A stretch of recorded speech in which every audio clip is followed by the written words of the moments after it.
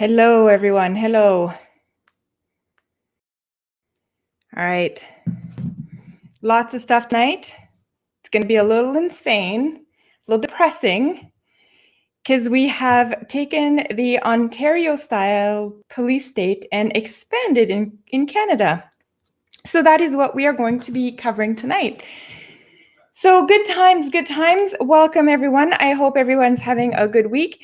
Today, there is no time to talk about the 1945 Germany, which if you've been following these live streams, you know that normally I do the book review. And this week, we don't have time because in Canada, we are heading full force to a federal police state at this point. And we are going to focus all of our attention on Canada today and how tragic it is actually becoming. And I know that I say this with a smile on my face, but trust me, I am not very, very happy about this. Okay, let me see if I can, I just want to see the comments. I can't really read them. They're not big enough. See what I can do. Hopefully I can try to read this with my old eyes. Christian, hello, Christian Delorme. And David FL, hi. Diane Jansen, hello from Conestoga. Hello back to you. And Tamarjit, hello. I hope you guys are doing well. Not sure where you guys all are, but hopefully not in Canada. It's not, yeah, not good. And I will show you why it is not good. There's the tabarnak. Oh my God, can I even say that? YouTube won't even know about French swears, eh? They won't know about this stuff. So anyways, okay, so much crazy. I'm gonna share, wait a sec. I'm not ready to share yet. We need to ease our way into sharing this tonight. It's not just a simple bat in your face. So in the last week, so last weekend, not the one that just passed, but the one before that, I did a whole live stream on how Ontario was becoming a police state. And I played the now infamous recording of Doug Ford and whoever his little minions were at the same press conference, all stating the same BS to us that now we're invoking the strictest measures in North America. And like Doug Ford's super proud about this, like he's doing something good. And basically announcing to us that they've enhanced the police ability to stop us for any reason. So not great news there. And that we are to stay home. And the police now has the authority to come after us if we are outside of our home and ask us why we're outside of our home and what is our home address. And I'm guessing that would be so that eventually they could issue us a nice little ticket to the tune of what, maybe $750, not $7.50. Maybe $1,000, depending on what you were doing, maybe $3,000, who knows? But that would probably be the reason for doing that. Now, luckily for us in Ontario, a lot of the regional police chiefs came out on Twitter saying, we're not enforcing those laws, because even they recognize how much of an insane police state law that was. So even they're like, we are not doing that. So good news on that front. But since then, it seems that we have expanded this to even more provinces. And it's, I don't know what it's going to take. It seems Canadians like this. Like, are we loving this? Are we loving the lockdown and these police state measures? Because I know there are some protests, but the people that I interact with on a daily basis, I would say like 99% of them are totally cool with this. They're like, yeah, lock down the borders. Yeah, shut down all air traffic. Yeah, shut the borders. They're all about all of these measures. Yeah, give more room for the police to enforce things. Like, how dare my neighbors have a barbecue? My God, like, and this is what I'm surrounded with. And I'm thinking, wow, this is just completely insane. And I don't understand if it's because people don't know what happens when states get this kind of power, or if they want the state to get this kind of power. I can't put my finger on what is happening. I just don't recognize it. But Anyways, I see a few of you over there on DLive. So hello to the DLive crew as well. As for the Facebook, the YouTube crew, I was in a timeout for YouTube. So the next time, if I happen to say something that YouTube doesn't like in these videos, they'll put me in I think it's going to be a 2 or 3 week timeout the next time. So just to let you know, if you guys want to go and jump on any alternative platform, I'm also on there. So I'm on Rumble, BitChute, Odyssey. What else is there? That's it. Yeah, that's it. So I'm on all of those. And I heard that Rumble and Odyssey are starting live streams. I tried to look into that. I haven't figured out how to do it. So I'll be on those platforms, maybe making the more classic videos if that's the case. So heads up, in case like I drop from YouTube and you don't see me for a week and you're like, where is she? Unwillingly kicked out of YouTube, and I'm going to be just streaming or putting videos on the alternate platforms. So, hey, God of Lint, good to see you. I hope you're doing well. Oh, Joad, I was trying to make you a moderator. Let me see if I can do that right now, actually, since you're on there. Hang on. I think I should be able to do this. I'm going to go on YouTube and see. I need a few more mods on YouTube. Let me see if I can do it real quick. And if I can't, I'm going to try to do this after the stream. I see that yeah, let me see here. Okay, hang on. I don't even know how to do this, to be honest. I keep forgetting. Oh, the pressure. Yeah, Jouad, I might have to do this later. But I do want to put you as a moderator since you're always on these streams and I really appreciate it. So yeah, I will try to figure that out. So, okay. So no, I don't know where all of you guys are. I don't know if you're in Canada or if you're in other parts of the world. I hope the other parts of the world are not getting as bad as we are doing in Canada. But right now it's going pretty awful for Canadians. And I don't know if Canadians realize it. Like I was saying, I think a lot of them want it. But if you've been following the live stream that I did, the multiple live streams I did where we talk about the escalation of tyrannical powers within a country, and we did Germany because it's the most blatant example of tyranny, most recent, blatant, awful, recognizable. Everybody knows about Germany, Nazi Germany. So anyways, I did a full series of live stream on how everyday things were affected by what the government did and how they slowly and then more and more fast in the end took more and more power. Now in Canada, for the first year of this COVID-ski situation we have, it started out pretty kind of calm and not too bad. And I know a lot of provinces were always laughing at Quebec and Ontario because we seem to have the biggest measures. But, you know, we had like Nova Scotia who was like, what's happening in Ontario? You guys are all like in lockdown. We don't wear masks over here. Well, sure enough, Nova Scotia, sadly, it is your turn now. And instead of us going more the Nova Scotia way, Nova Scotia went the Ontario way, which is the wrong way, guys. It's the wrong way. To back the heck out of there. Go back to what you were doing before, because whatever you were doing before was way smarter than what you are doing now. And we have gone through this in Ontario, and I'm telling you, you are headed the wrong way. It saddens me to see more provinces following the Ontario or Quebec way of going and managing this pandemic than the other way around. We should have learned from the other provinces. So anyways, I see old white guy in there. Hey, old white guy. Sorry, guys, my screen is super small here, and I don't know how to see how to make it bigger. So I'm kind of reading, like with my squinty eyes, I'm going like this, my old eyes, trying to figure out what you guys are talking about it. But yeah, so anyways, I'm glad to see you all in there. And I will start sharing now, because now sharing is caring. And we will get into this. So let me just show you. So we were just talking about Nova Scotia. So now Nova Scotia to enter a 14-day lockdown as COVID cases continue to rise. Now, again, they say COVID cases. It's very important to pay attention to the words they're putting in here. It's COVID cases. If it was a true issue, problematic we know they're already amplifying this. If it was a true problem, it would be death, right? They would say COVID-19 deaths continue to rise.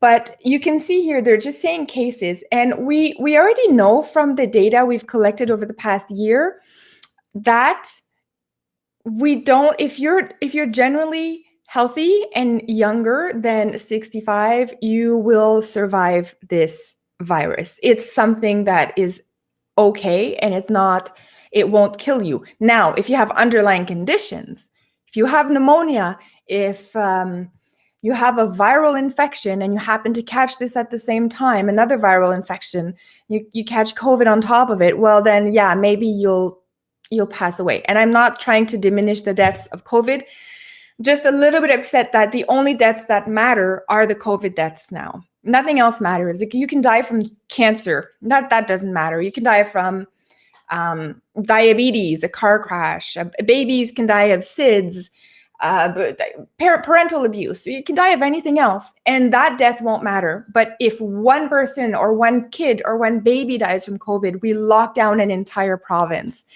So it's a bit of a knee-jerk overreaction to this whole thing, because I'm sure that a lot of parents lost kids in the past year to other things, and they didn't see mass lockdowns and shutdowns because of that. So the reaction is a little bit exaggerated. And I think 10, 15 years from now, we're going to look back, future generations are going to look back and say, yeah, however they managed this crisis was completely horrible, especially in Canada. Ontario and Quebec should be deeply ashamed of how they have completely managed this. Not to make it worse, we have examples to the south of our border in the States where we have Texas, we have Florida, who have been open this whole time and don't see these insane amounts of deaths. Life is pretty much back to normal down there. And instead of us looking at that and maybe learning from it, we keep pushing the fear. The fear is constant. Now it's the India strain, which they're pushing now. It's just keep Ontarians, keep now Canadians, obviously, in a constant state of fear so that we can fully dominate and completely do whatever we want. If you're afraid enough, you'll do whatever the government wants. And the governments know that. They know that. And the reason it's so easy to do this tyrannical moves in Canada is because many of us have never seen war. Like, a lot of our immigrants have, but us natives that have been here and lived here our whole life, we haven't seen wars in Canada. So as a result, a lot of us who have been here since our whole life are extremely complacent and misunderstanding the moves that are being played right now, right under our nose. They're not hiding it. They're showing us their cards, and we are somehow accepting it as a good thing. So this is one thing to remember. Anytime public health authorities, of any kind, politicians, anytime they say these things, this thing that I'm going to tell you right now, anytime they say that, remember that it is a massive red flag. Anytime you hear from public health official, look, we need to do this for the greater good.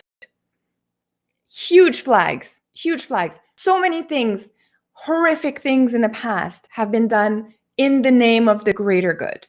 And I want you to remember that these are code words that they're using right in front of us to say, well, greater good, you have to do it. And a lot of people do get intimidated by that because they have a definition of a greater good that is far different than what the authorities who have a definition they're pushing on to us. For them, the greater good is more control over everybody, the ability to collect more taxes, and the ability to increase their power. That's what the greater good is for these politicians who are pushing this on us. But you, as a single citizen, just minding your own business, going to your job, you might think the greater good is, oh, we want to make our society more safe. We want to make sure that the disease doesn't spread. That's not what the people who are doing these moves on us here are after. That's not what they're saying. For them, the greater good means we have more power to control you. So long as we don't have that power, we can't control you fully, the greater good has not been achieved. And that's what is incredibly important to realize right now. That is what all of this is now become about. It's no longer about, it never really truly was about a virus, because we've had viruses before and this was never the reaction. We've had worse viruses before and this was not the reaction. We have worse diseases that are claiming more people a year and they don't do anything about those. So it's not really about your safety, about the greater good, about preventing more death. It's not about that. It's about the power at this point. Like many plays in historical examples, it's always about power. So again, no different here. Okay. Oh, St. John, hello. I see you in there. An old white guy. I hope I said hi to you, old white guy. I always do, but I don't remember. I've been rambling on for 10 minutes now. And Faye Knox, hello to you guys. Ferlin. Oh, Christian. I just like saying your name, Christian. Christian Delorme. It sounds like an expensive perfume. I love it. Okay, so Nova Scotia. Nova Scotia going the Ontario way by doing their lockdowns. Now, that's not it. That's not it. That's not all. I was looking last week when I was doing the 1944 stream. I mentioned, I hope we can't hear this. I don't want to hear her. I mentioned that I had heard, but I hadn't had a chance to look into it yet, that BC had like these weird zones that they were starting to enforce. And at first I was like, that has to be like some form of fake news, right? It can't, like, why would they do that? And then I looked into it, and sure enough, so they have 3 zones now in BC, British Columbia, to enforce COVID travel restrictions. So we have Ontario and Quebec that have closed the border. Ontario closed the border as well to the west. Now we have BC with zones divided within, which is the next natural point of this is the more permanency of these zones and a potential breakdown into further zones. Plus, the imitation of other provinces. So any other provinces now, we now know that there is a very real chance that within our province, wherever you are, now there will be these local zones that will be divided. And they'll put like travel restrictions on when you can go in and out of that. That is the next step. So it's like when I was saying at the start of the stream, it's almost like it's the Ontario tyranny is spreading all over. It's almost like each province is trying a different flavor of tyranny to see how much of the pushback they're going to get on that. And then if they don't get pushback, then it's going to be implemented in other ones. So Doug Ford, with his shameful policy of giving increased police powers last week, and then like a dog with his tail between his legs, came back on TV a few days later after the police forces across Ontario refuted it, said, we're not enforcing that police state.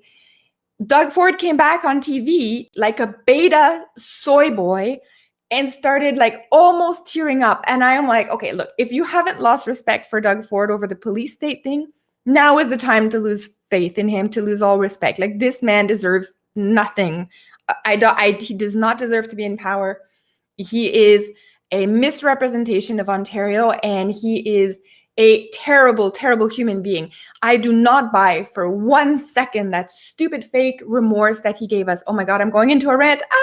I did not buy that for a second, because when he was, if you look at the videos from a few days earlier before that, he was standing and proudly saying that we have the strictest measures in North America. You told us we were the most tyrannical. That's what you said to us. We are the most tyrannical in North America. You didn't have a problem saying that. You didn't have a problem then going ahead and instructing the police to do that.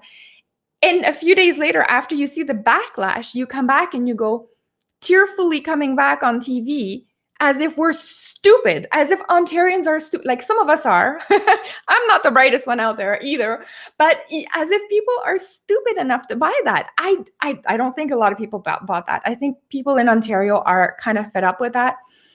But it was a shameful performance, absolutely disgusting. And I didn't think I could get more disgusted with him, but I am completely. And I really do wish that he resigns. I hope that that's the next step for him.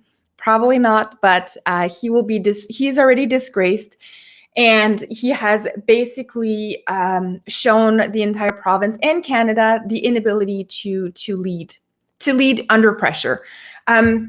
Speaking of Doug Ford, let me show you something else here. Let me find it. I'm going to start getting rid of some of my windows here because I have to show you something here regarding Doug Ford. Let me just find it. Give me 1 second here. Nope. That's something else. That's something else. I have so many things prepared for you today. Okay, yes, this is it. Ford. Speaking of Ford, oh my God. And now I have Ford and I have Trudeau's face in the same page. Like I'm just about to puke right now. Ford, April 16th, 2021, Ford declines help from Trudeau and Red Cross. We have a supply issue. So basically what he was saying there is, we don't need your help, Trudeau, and we don't need your help, Red Cross. We have the people to manage the crisis here, but what we need are vaccines. That's essentially what he was coming at, right? So you can read this article if you feel like it. But yeah, I'll just cover it very quickly, right? So Trudeau proposed sending the Red Cross, and then Ford was quickly to say, we don't have a capacity issue. So right here, we do not have a capacity issue. Doug Ford saying this. Now, fast forward only 2 weeks later, not even 2 weeks. So was it April 16th? Is that what I said? April 16th. Okay, 10 days later, people. 10 days later, April 26th, 2021. COVID-19 military Red Cross being sent to Ontario's hospital after provincial request for help. I can't even believe these are the people in charge of us. Hopefully these people are not playing in the audio there. I cannot believe what is happening. So these are constant mixed messages. It's all part of the plan. It's part of the plan. It's the same people putting out these messages. It's all part of the plan. I keep telling you this, you think it's propaganda, you're probably 99% right? If you look at any random article in the mainstream media, you pick it out and you go, this is a propaganda piece. They're trying to do this message with it. It has this goal in mind, and it's a different goal than what's stated in the article. You're right. 99% of the time, you are going to be right on that. So this is what they're doing with this. It is complete propaganda. Now, the military, the Red Cross, they're already coming to Ontario. I think some of them are going to Alberta as well. And they are now going to start administering, helping with this. Now, the reason, obviously, either Ford completely mismanaged his understanding of his province there, and he thought we didn't have the personnel, or he flat out lied saying we don't have it, because at that point they weren't ready for the military intervention. But now, 10 days later, somehow we've decided that it's the proper way. So this is an infiltration. This is a way to get the military into different provinces. Probably, this is my guess. This is my interpretation of what's going to go down, but to get those little checkpoints in place. So the military coming to provinces will be so that now they're coming under the COVID of helping Ontario's hospitals, helping Alberta hospitals.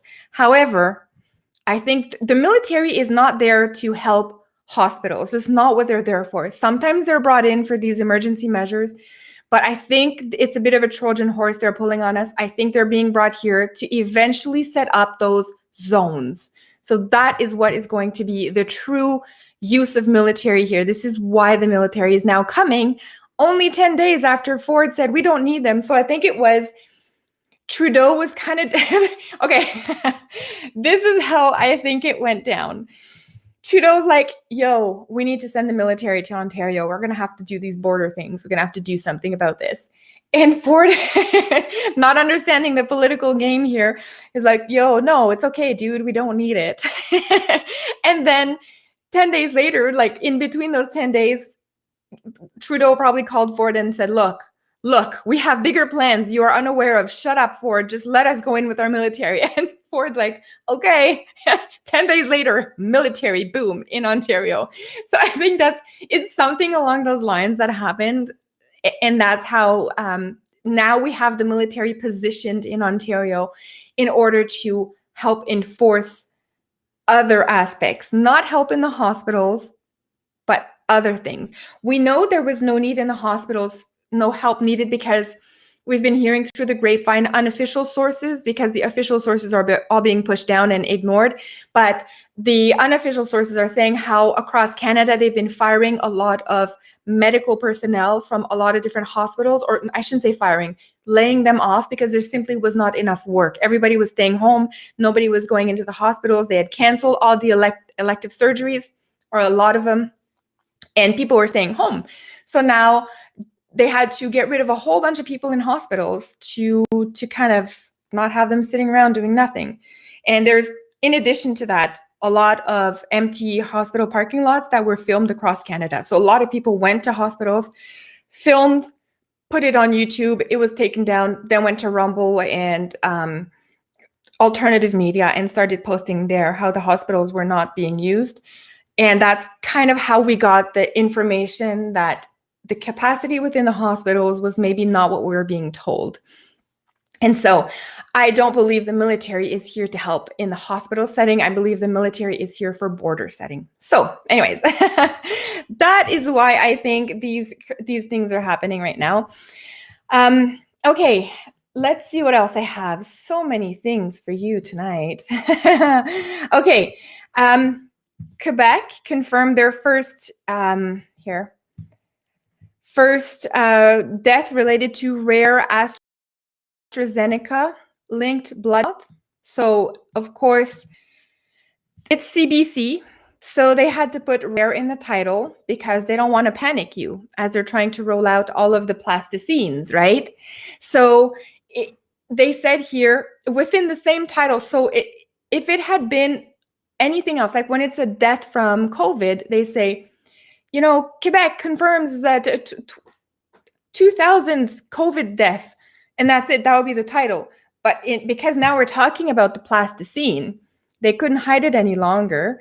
They address it, but they address it this way. Quebec confirms first death related to a rare AstraZeneca-linked blood clot, but emphasizes benefits outweigh risks. Now, I'm sure that the lady who died, the 50-year-old Francine Boyer, and sincerely my condolences to the family. I am so sorry that she was misled to take the plasticine. But here is, they're saying the benefit outweighs the risk. Tell that to Francine's family. Tell that to them, right? Go to their house and say, look, sorry she died, but the benefits outweigh the risk. So unbelievably insensitive to put that in the title about the death of this woman. But again, this is the CBC, and their goal is not to care about emotions or make sure that they are doing the right thing ethically. Their goal is to propagandize. So the most important thing that they want to push through this is, even though there's a death, don't worry about it because it's super rare. Don't even worry about it. Don't question it. Don't look into it.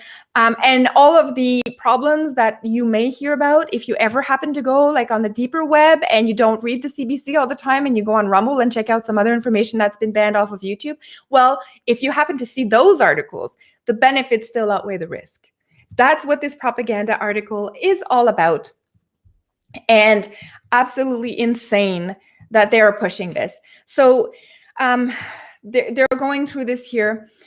They say who she is. It was released just this week, and she had taken the plasticine.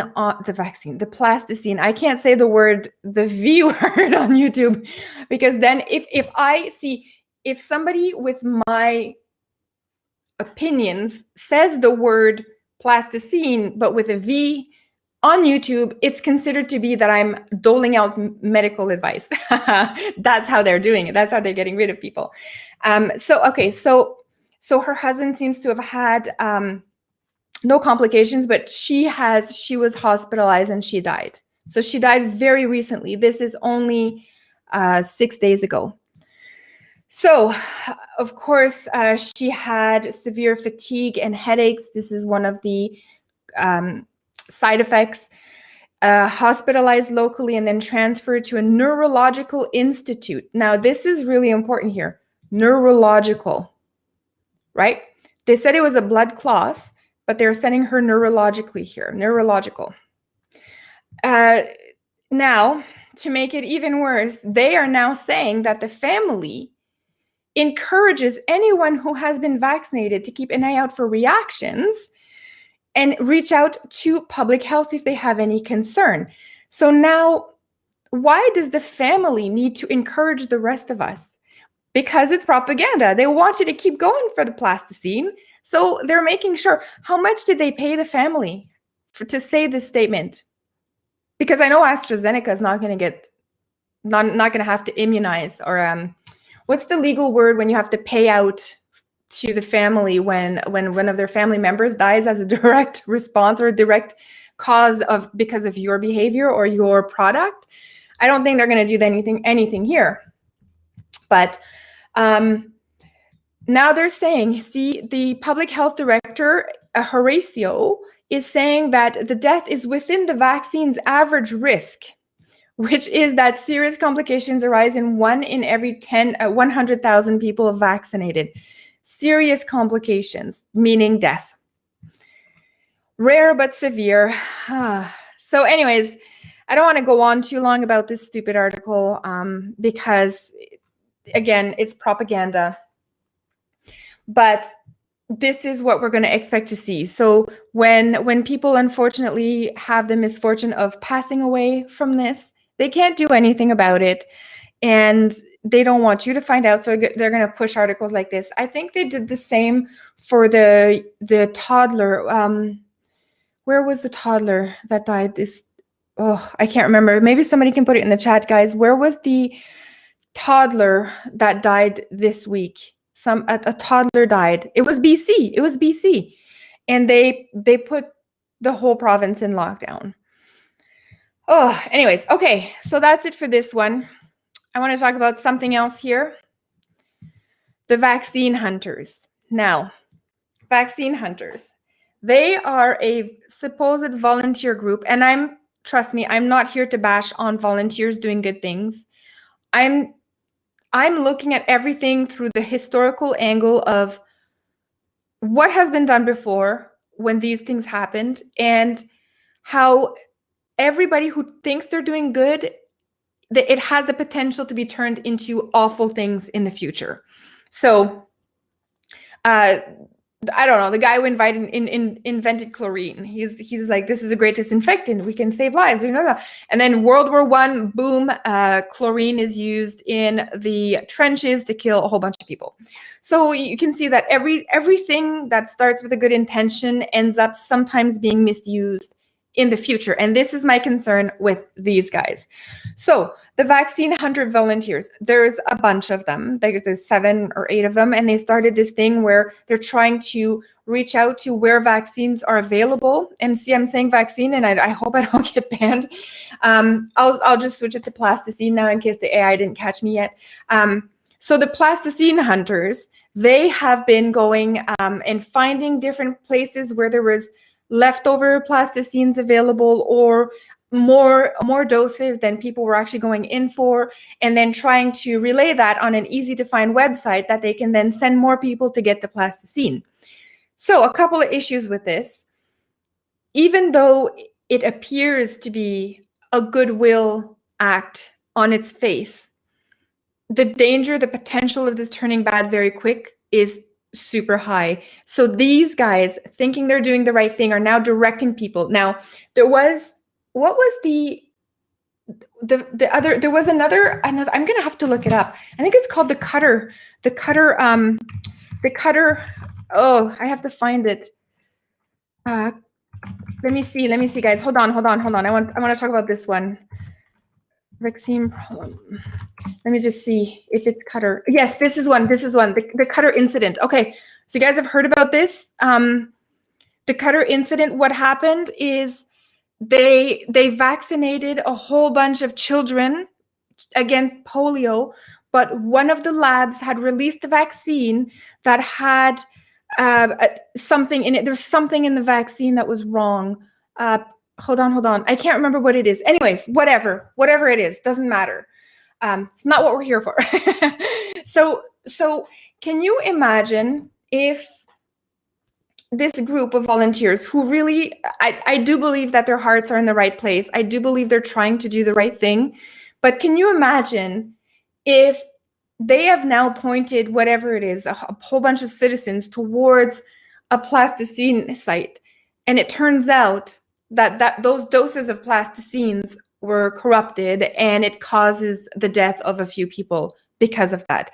Can you imagine how these people would feel? I mean, this is where an example where it could be just a simple mistake, but this group would have been directly involved in essentially sending a few people to their death. So again, very noble idea.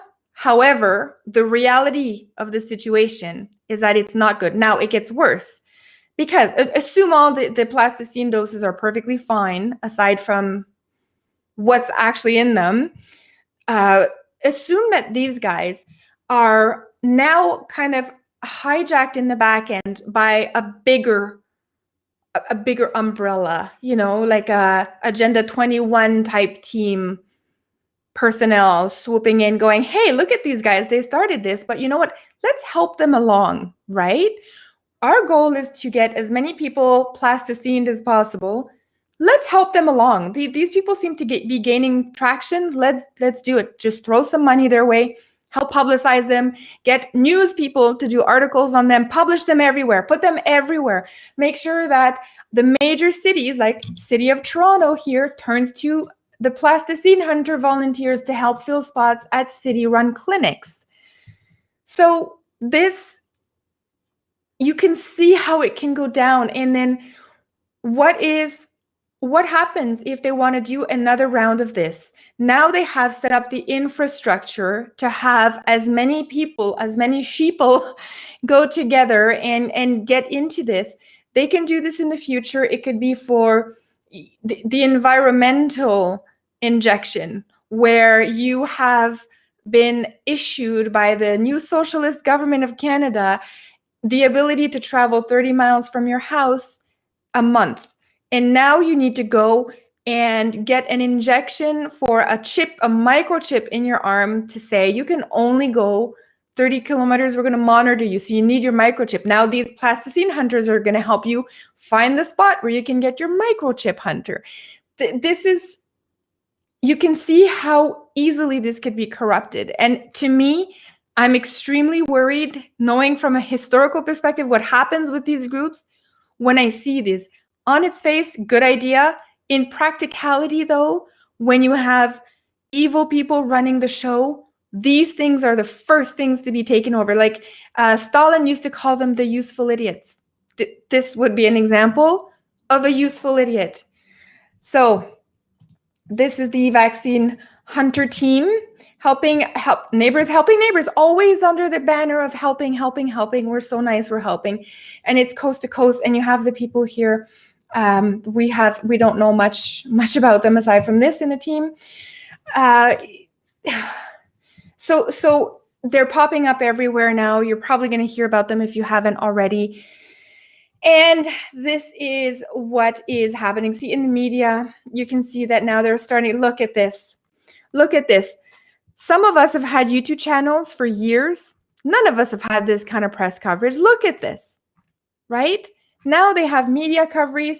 Guaranteed they have some NGO in the back end helping them with this. There is no way that this team here, the core team of 4 people plus their contributors, can handle this in the media. All of this. Absolutely no way. All these interviews. Look, if you're spending all your time interviewing here, you're not really helping getting people to the plasticine. So somebody else is doing it. Who's doing the work in the back end? And that's the real question. So anyways, not trying to rain on their parade here. It's just very important to keep a critical eye. We need to stay critical of everything that we're seeing. And this is, for me, like, I guess that's kind of how I operate in real life. Like when I go out anywhere, I walk around assuming there's going to be bad guys everywhere jumping at me. So I'm like in a defensive state on a general basis. So when I see articles like this, when I see companies like this pop up, and these guys, the plasticine hunters, have been they're new. They've only popped up in the last few weeks because the rollout didn't even start happening until January. So this has been very, very recent development. And for them to have all of this, a beautiful, professionally done website, the ability to contact all of this social media presence. So just as an example, I'm just one person. I don't have anybody else that does my channel with me. It's just me.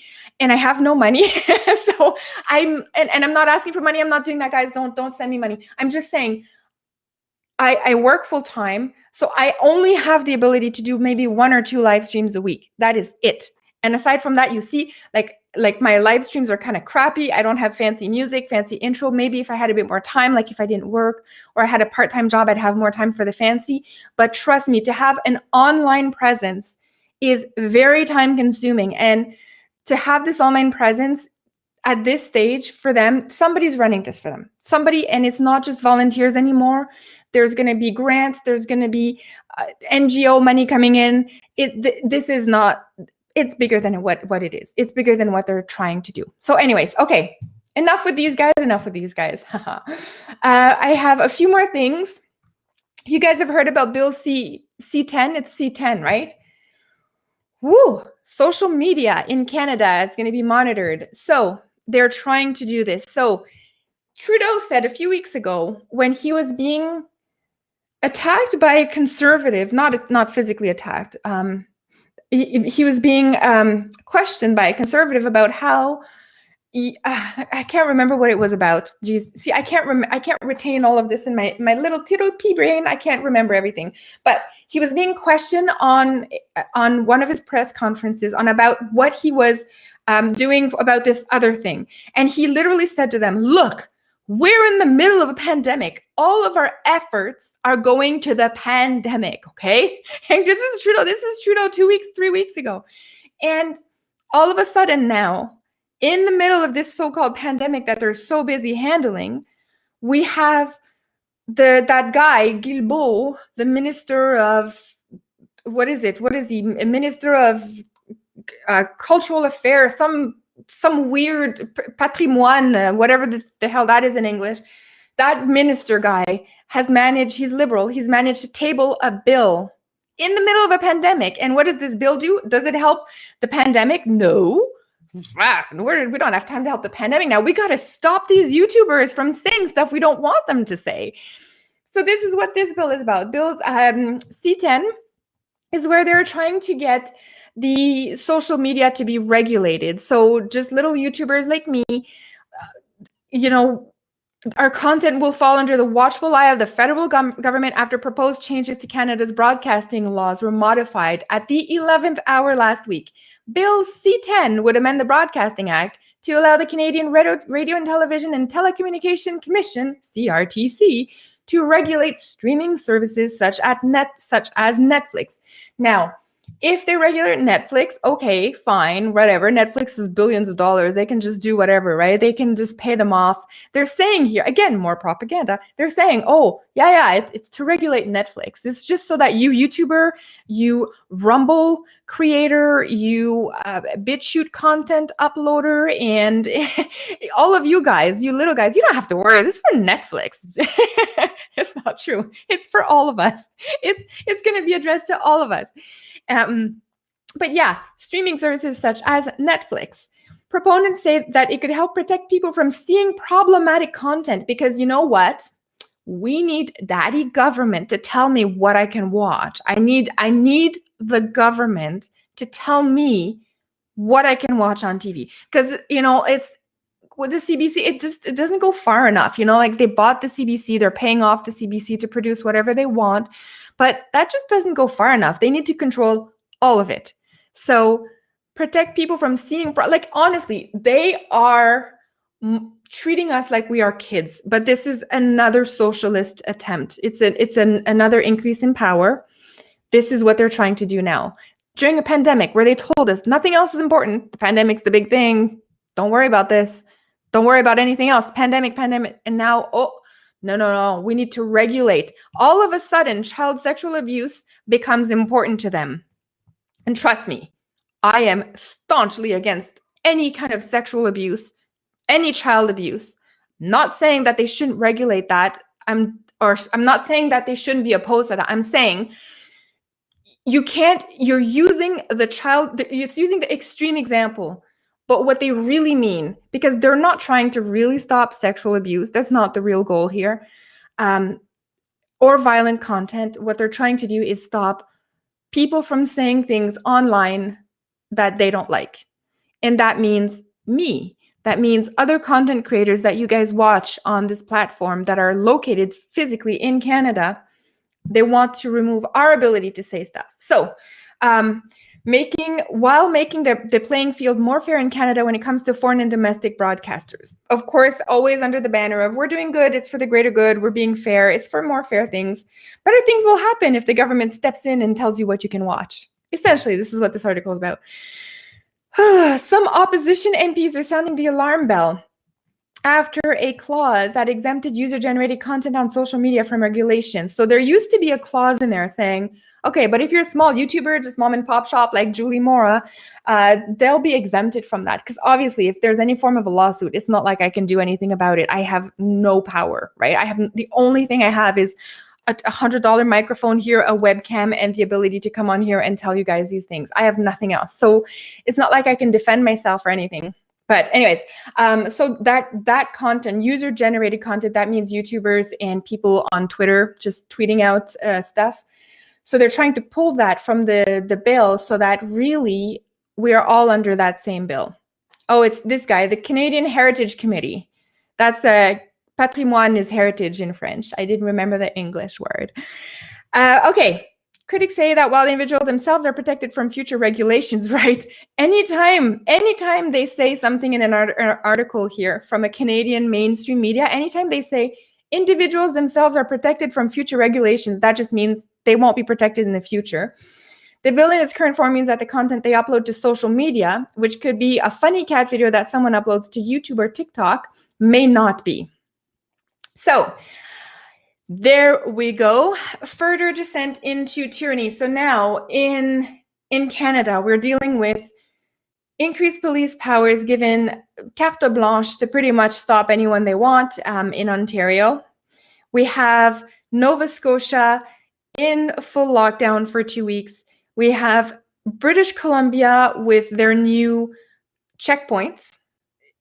And now we have a federal law looming over us for small YouTubers not being able to go on there and say what we want anymore. So essentially the death of free speech. This is the death of free speech. And if this happens in Canada, I'm just, you know what I'm going to do? I'm probably going to do this anyways, but I'm going to start making videos teaching you guys how to survive in a socialist environment, because this is where we're headed. And I don't mean to be all black-pilled and everything, and I'm not black-pilled. Black-pilled means like you've given up, basically.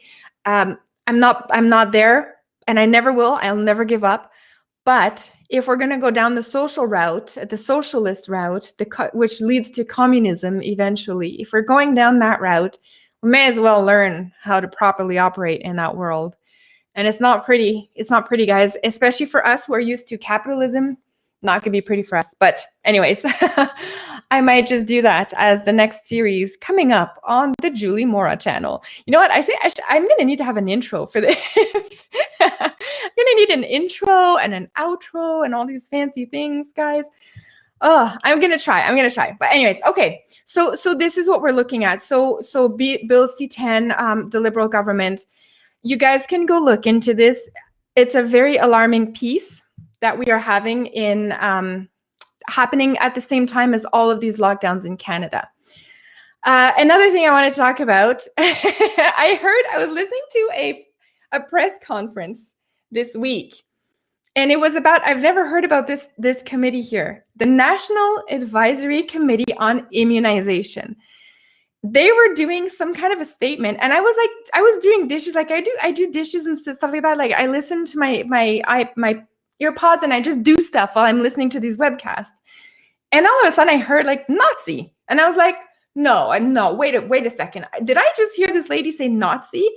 And I was like, holy hell, guys, like what the hell? I rewind, listen again. Sure enough, she said Nazi. And I was like, holy crap. I looked at it. I looked what it was about. And she was from this board. And they were talking about the immunization. And I'm thinking, how insane is it that the committee responsible for the immunization, the National Advisory Committee, are actually called Nazi. And that's how they say it.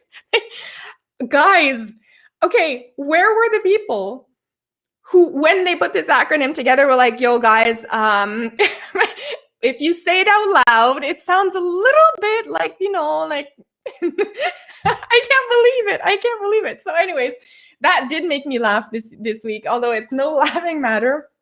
But just so you know, guys, in Canada, we have a Nazi committee. We actually have a Nazi committee, no joke. Okay, just a few more. Actually, I just have one more thing for you guys tonight, and then we can all go drink beer and wine to deal with our new state. Drink wine and beer while you can, because in the new socialist world, those resources will be extremely scarce. You guys are going to have to learn how to make moonshine. Crazy times. Okay, crazy times. Okay, here we go. Let me just show you something else. Oh, was I showing the Nazi? I wasn't even showing the Nazi. Hold on, let me go back into it. I'm going to show you this advisory board. Like, it's not even a joke that it actually exists. Let me go back in. I wasn't even sharing my screen. I didn't realize. Okay, look at this. This is the Nazi guys in Canada. Okay, enough of that. So the quarantine hotels. So another big dagger in the heart of freedom, the heart of my beautiful nation that used to be free and brave Canada. This week, so quarantine hotels are a rational response to COVID risk, federal judge rules. So now, unfortunately for us Canadians, and this is a federal judge that ruled this. Unfortunately for us Canadians, we have a legal precedent that it is okay for the government to instigate these quarantine hotels. Now, right now it's within a context of COVID, but the precedent has been set. This will happen for anything else in the future. Any other risk that they think they can get a judge to say it's a rational response to the threat, anything else in the future, it's going to pass.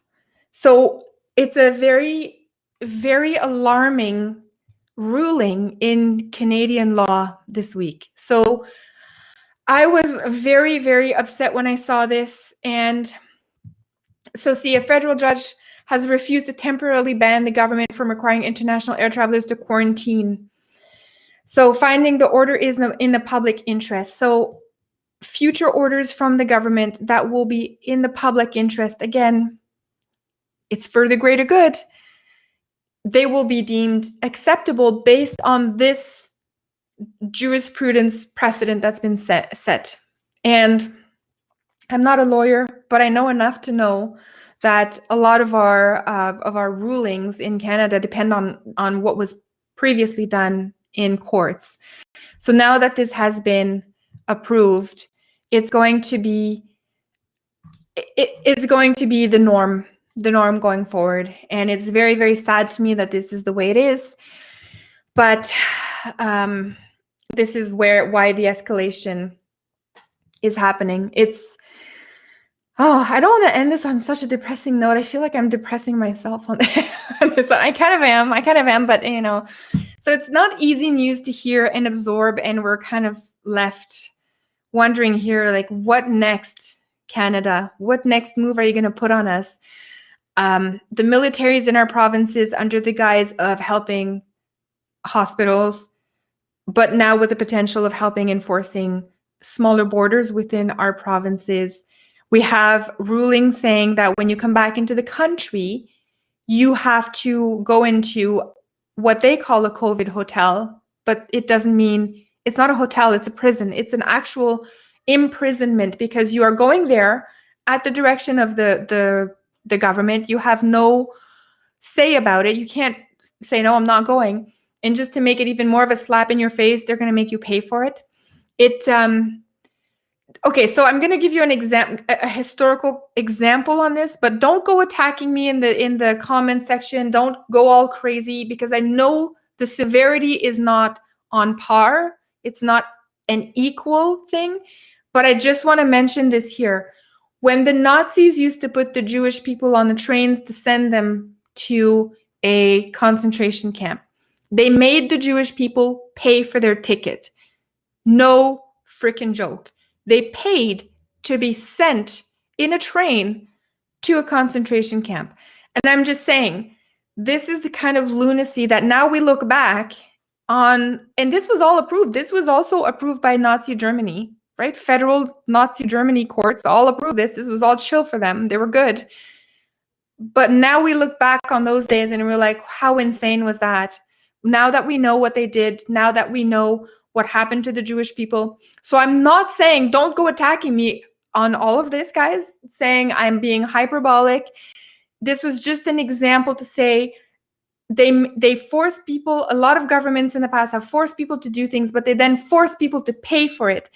In Canada, we don't ask our prisoners who go to jail after committing a quadruple murder, we don't say you have to pay $2,000 a month for your prison stay. But we take a law-abiding citizen that pays his taxes and we say to him or her, you must go to a quarantine hotel, aka a prison, for 2 or 3 days, and you must pay for it. So I hope that future generations look back on this and go, whoa, Canada was insane. Like, what kind of a crazy moment in Canadian history, right? If it's not fully whitewashed. But it's going to be one of those things that I hope future generations are going to be like, yeah, that was just completely insane. Just because a law, a federal judge here put that in place and says it's okay, doesn't mean that from a moral, ethical perspective is okay. It's okay. Federal judges, doctors, health officials, prime ministers, presidents, all have done evil things in the past. And we look back on them and go, whoa, that was not cool. And this is one of those moments that I hope we're going to look back in 25 years and say, you know what, that was insane. What a tarnish on our Canadian history. Is that the right word? What a tarnish. I'm sure there's a more beautiful way to say this, but like what a stain. That's what it is. What a stain on our Canadian history, right? That this happened. So I hope that is what it is, and that's how it's going to go down. But anyways, we shall see.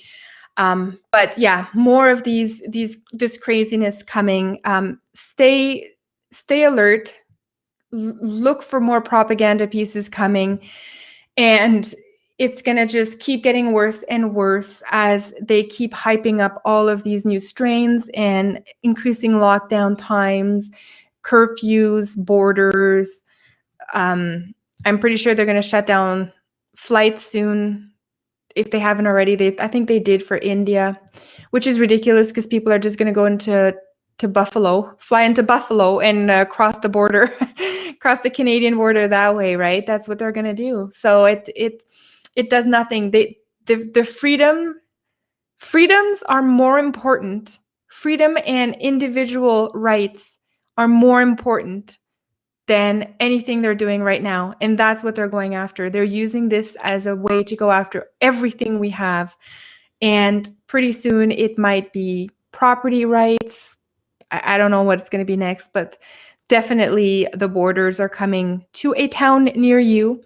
I always wonder if it's going to look like those makeshift borders that you see in like those desolate war-torn countries where they try to put like barbed wire around it and like they have like bags of sand, and I don't know how they're going to do it here and what it's going to look like, but those kinds of borders are coming. As soon as you talk about creating a zone, you have to have a way to enforce the zone, and that's when they're going to have these patrollees or whatever, COVID patrol troops the military that are going to be going and making sure they have checkpoints established within those border zones, and then they're going to start looking at papers, and you're going to have to obtain special permission to leave your zone, and it's just going to be escalating like this. I don't see any sign of this going better, so don't know what to tell you guys. I'm sorry this is happening, and I'm still trying to reverse this as much as we possibly can, if it's at all possible. But who knows? Who knows if it's possible at this point? So anyways, stay tuned for more episodes of my show where we will learn about how to survive in a socialist environment. And I'm going to explain to you how socialism will be adapted in Canada. So you're not going to see a USSR style takeover. It's going to be a lot more subtle than that. It's already started, but I'm going to show you, explain to you how you can survive in that new crazy world that we are headed into. So anyways, stay tuned for that. More to come. We need to finish 1945, and that should be next week. So tune in, guys, for 1945. Pretty big year for Victor, our guy that we've been following. And he is, yeah, it's just crazy. So stay tuned for that next week, and then we'll get into more socialist elements after that. Anyways, okay, thank you so much for joining, everybody. I'm so happy you were here tonight. Have a really good week, and I will see everyone next time. Bye.